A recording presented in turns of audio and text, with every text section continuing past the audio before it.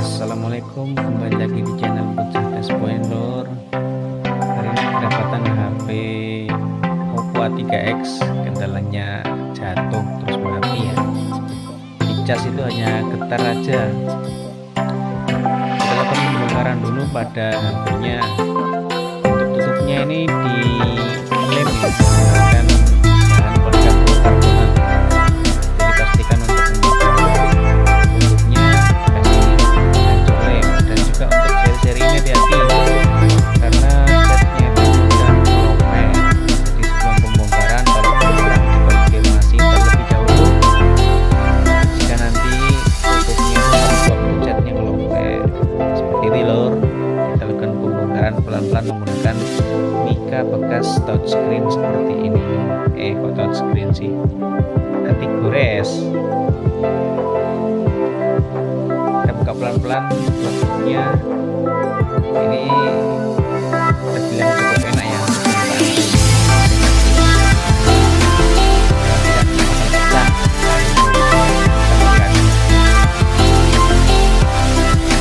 dan kita lakukan pembukaan pada bautnya.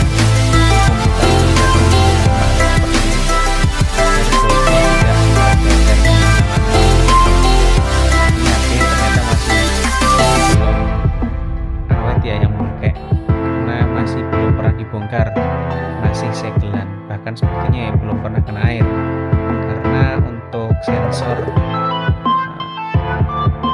pendeteksi kena airnya masih belum berwarna merah. Ini sampai framenya bengkok ya lagi, nanti kita luruskan lagi framenya. Kita buka pembukaan pada frame penutup mesinnya, bisa menggunakan kuku juga menggunakan alat pencongkel seperti ini.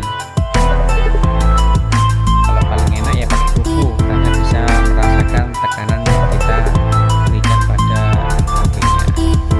Coba dibuka soket baterainya dan juga soket sidik jarinya. Ini coba kita cabut soketnya terus kita nyalakan lagi.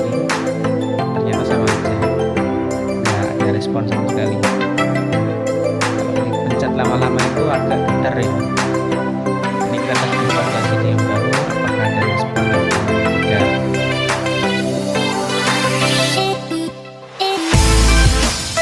LCD yang lama kita lepas dulu, lalu kita pasang soket LCD yang baru.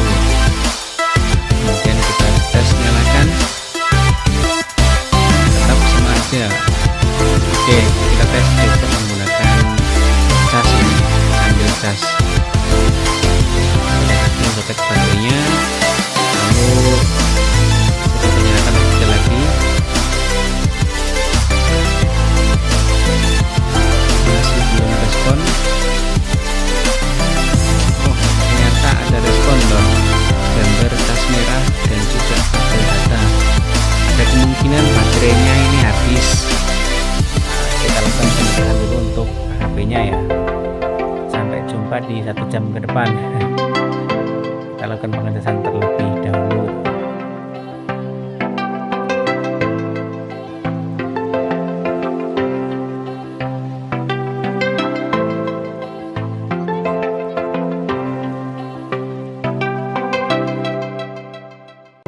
Nah, ini setelah sudah selesai melakukan pengecasan, ya, kita lanjut untuk pembukaan pada LCD-nya. Kita tes sekali lagi ya. Ini kita tes, nyalakan terlebih dahulu sambil dicas. Ini posisinya kita tes sampai ke menu ya. Oke. Nah, setelah dicas, kemudian kita tes menggunakan LCD yang baru, ternyata normal. Nanti kita buka dulu untuk LCD yang lama. Ini kita buka terlebih dahulu untuk baterainya. Pembukaan baterai ini jangan menggunakan benda-benda yang tajam lur, karena nanti bisa mengakibatkan baterainya sobek dan juga mengakibatkan bisa terbakar baterainya. Dibuka pelan-pelan seperti ini untuk plastik bawahnya, kemudian kita tarik untuk yang warna hijau-hijau ini plastiknya, karena ini untuk membuka baterainya. Kita tarik pelan-pelan ya, jangan menggunakan tenaga dalam menggunakan tenaga, tapi jangan tenaga dalam, pelan-pelan seperti ini kita rasakan. Nah, kalau sudah terbuka kan terangkat seperti ini. Nah, ini kita buka seperti ini ya. Kalau saya biasanya untuk lapisan plastik yang di bawah ini tidak saya buka. Biasanya saya ukir, saya bolongin aja bagian fleksibel LCD-nya seperti ini. Agar sedikit rapi ya. Kalau nanti dibuka untuk plastik lapisan bawahnya ini biasanya terkesan nggak rapi nanti. Tapi hati-hati lor, untuk pembukaan plastik ini menggunakan cutter ini jangan sampai kena fleksibel yang sampingnya. Nanti kalau kena bisa sobek dan berabe. Nanti bisa mengakibatkan bermasalah di bagian jalur ke bawahnya. Kita buka seperti ini, kemudian kita tekan dari belakang. Nah, seperti ini ya. Nah, ini udah terbuka sedikit. Karena memang posisi LCD-nya itu melengkung framenya. Jadi cukup mudah tanpa perlu menggunakan pemanas. Nah, ini kita bantu sedikit menggunakan mika. Dibuka untuk sekelilingnya.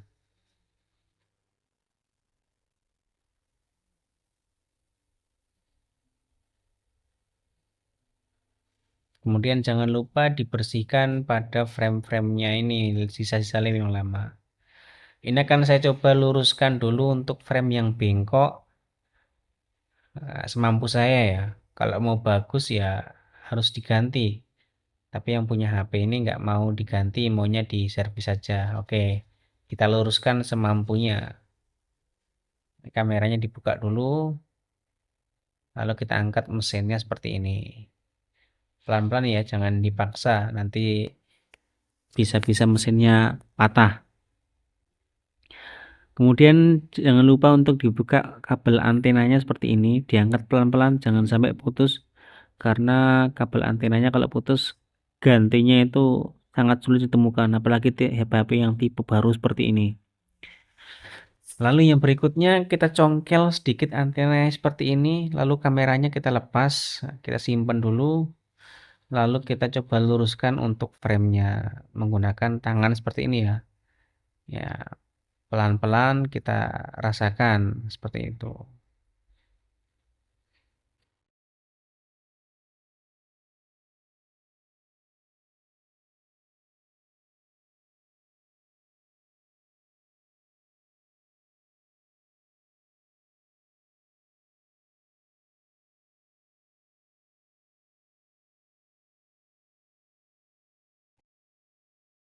Nah, ini untuk framenya sudah saya luruskan pakai jempol-jempol seperti ini ya.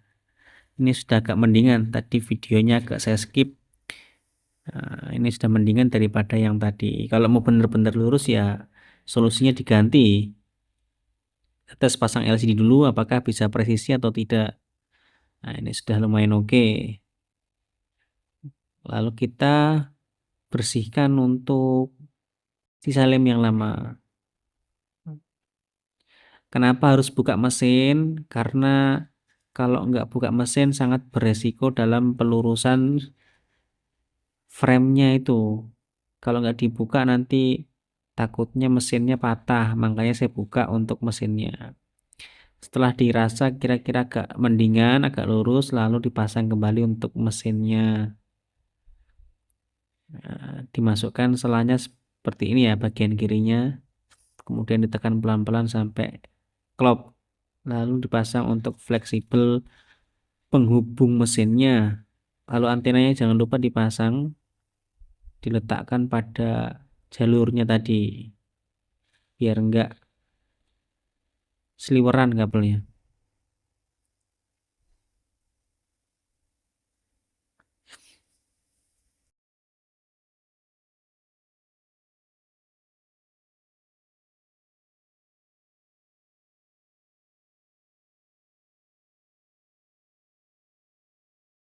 Setelah mesinnya terpasang, jangan lupa dipasang untuk baut penguat mesinnya agar tidak goyang ya.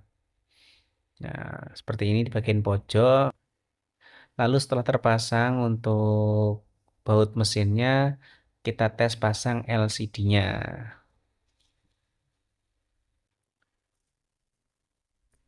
Oke, kita tes dulu untuk fungsi-fungsinya. mulai dari kamera, suara, dan lain-lain.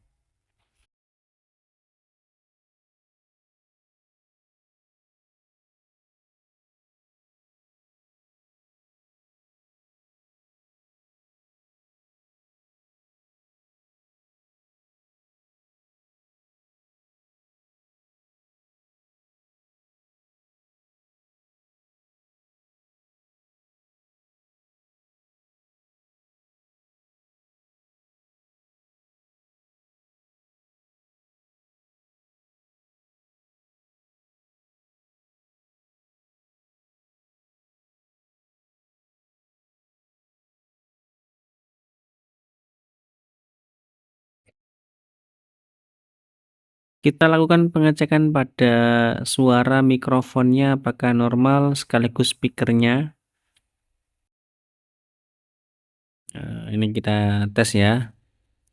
Kita tes secara singkat aja. Kalau saya tes cuman mic suara, kamera, wifi, dan juga sinyalnya. Yang paling umum sering digunakan sih itu ya, yang wajib dicek. Kenapa harus dicek? Karena HP-nya posisinya sebelumnya mati, habis jatuh. Takutnya ada fungsi-fungsi yang bermasalah. Tapi kalau emang dari awal rusaknya cuma LCD ya nggak perlu dicek secara mendetail ya. Seperti itu loh.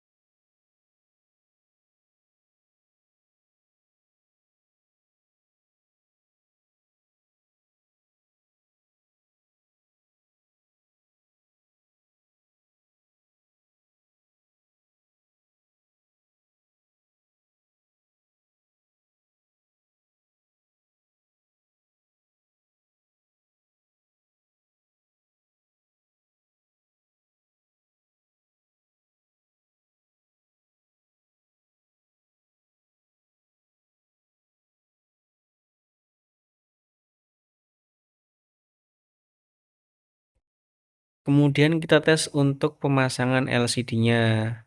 Untuk lemnya saya menggunakan lem Zanlida T7000 seperti ini. Pastikan untuk peletakan lemnya tidak terlalu banyak dan juga tidak terlalu sedikit. Agar nanti antara frame sama LCD-nya bisa benar-benar rapat. Karena kalau terlalu banyak nanti terkesannya nggak rapi, melebar ke sana ke sini, dan juga kalau terlalu sedikit nanti beresiko lepas lagi LCD-nya. Jadi pastikan untuk lemnya ini ya pas ya, kira-kira aja. Biasakan kalau kerja yang rapi, jangan sampai ya asal-asalan. Apalagi kalau yang diperbaiki HP sendiri, harus disayang-sayang HP-nya. Gitu ya, Lor.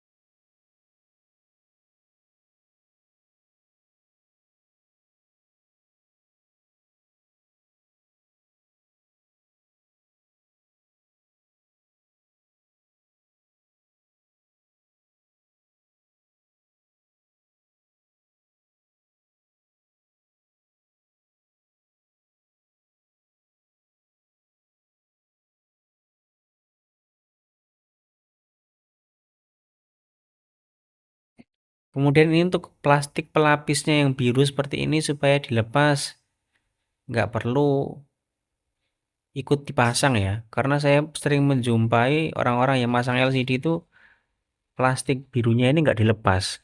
Nggak tahu maksudnya biar apa. Padahal itu nggak bagus ya kalau tetap dipasang. Dan itu juga untuk bagian kameranya ada pelapis plastik birunya supaya dilepas. Karena nanti kalau nggak dilepas ya kayak tadi kameranya jadi warna blur biru. Kalau sudah sekiranya agak lemnya lembab-lembab seperti itu langsung kita lakukan pemasangan pada LCD-nya. Nah, masukkan seperti ini, lalu kita rapikan atau rapatkan dulu yang bagian bawahnya. Kalau sudah rapat seperti ini, langsung kita rapatkan bagian atas juga sambil ditekan-tekan bagian pinggirnya. Soketnya jangan lupa dipasang supaya benar-benar presisi. Nah, kita urut pelan-pelan seperti ini ya untuk fleksibelnya. Biar nanti kalau masang baterainya tidak tertekan dan sobek. Nah, kemudian kita lakukan pemasangan pada baterainya. Lalu kita kareti agar lemnya kering terlebih dahulu. Ya kurang lebih sekitar 2-3 jam lah lur. Soalnya posisi framenya itu bengkok. Kalau nggak bengkok ya sejam, sejam setengah udah termasuk kering itu.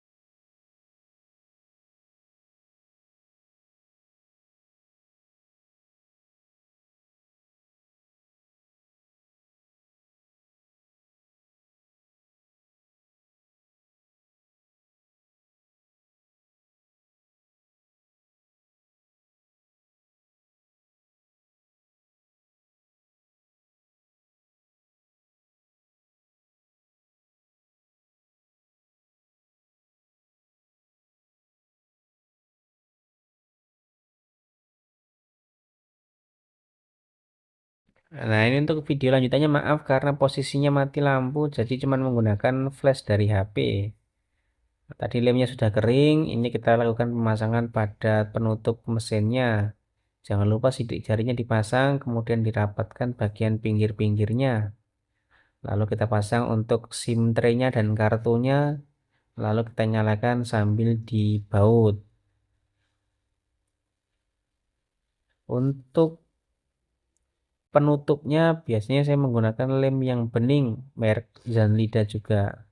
Karena lem yang bening itu tergolong sedang ya, nggak terlalu kuat juga nggak terlalu jelek. Jadi bisa mempercepat atau mempermudah proses pemasangan pada tutupnya. Kalaupun sewaktu-waktu nanti dibuka itu mudah untuk membukanya ya. Nggak seperti lem hitam itu lebih kuat, lebih susah terbuka. Bautnya jangan sampai ada yang tertinggal, kita pasang semuanya.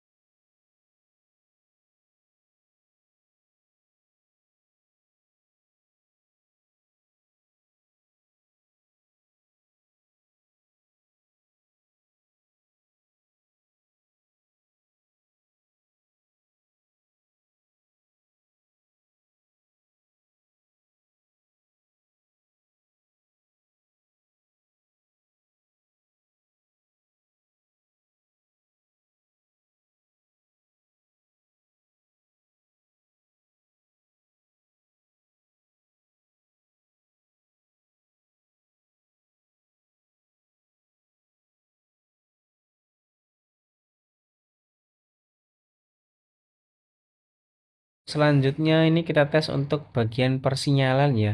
Tapi saya tes bolak-balik kok kartunya itu nggak terbaca. Ada yang nggak ada sinyalnya. Ini kita tes menggunakan kartu saya ya.